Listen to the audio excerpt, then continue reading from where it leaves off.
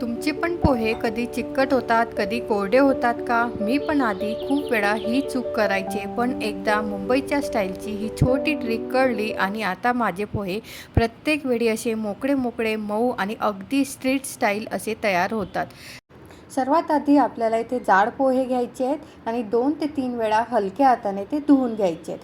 पोहे भिजवायचे नाही आहेत बरं का, तेवढीच पहिली मोठी चूक अनेक जणी करतात. पोहे धुतल्यावर पाण्यात ठेवायचे नाही आहेत. जितकं पाणी लागेल तितकंच ते स्वतः पोहे शोषून घेतात.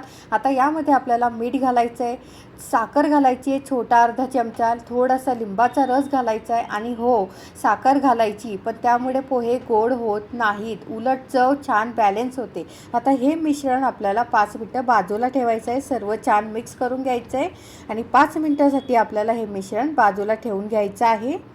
यामुळे पोह्यांचा प्रत्येक दाणा जो आहे तो छान असा फुलतो. आता आपली पुढची तयारी अशी की कढईमध्ये आपल्याला थोडं तेल घ्यायचं आहे, एक मोठा चमचा ते गरम करून घ्यायचं आहे आणि त्यानंतर त्यामध्ये आपल्याला शेंगदाणे घालायचे.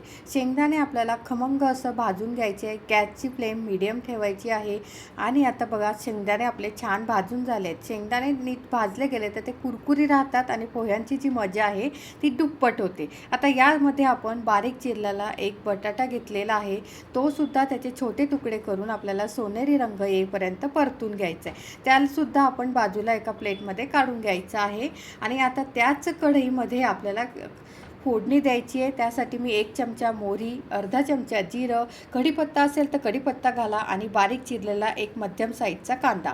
कांदा हलका गुलाबी झाला की त्यामध्ये आपल्याला मिरचीची मी येथे पेस्ट केलेली आहे. ही मिरचीची फक्त हिरवी मिरची आहे, ती चिरून न घालता त्याची पेस्ट केलेली आहे आणि त्यामध्ये आपल्याला हळद घालायची आहे आणि हळद घातल्यानंतर आपण जो बटाटा फ्राय करून घेतलेला आहे तो आपल्याला यामध्ये घालायचा आहे आणि त्यानंतर यामध्ये आपल्याला जे पोहे आपण भिजवलेले होते ते पोहे आपल्याला यामध्ये घालायचं आहे.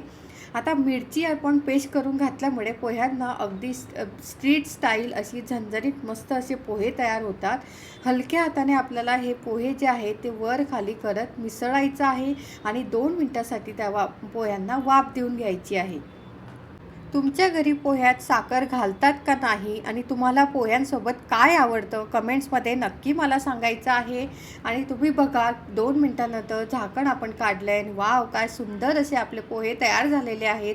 खमंग असे शेंगदाणे, मऊ बटाटे आणि मुंबईच्या गाडीवर मिळतात तसे मोकळे मोकळे असे पोहे आपले हे तयार झालेले आहेत.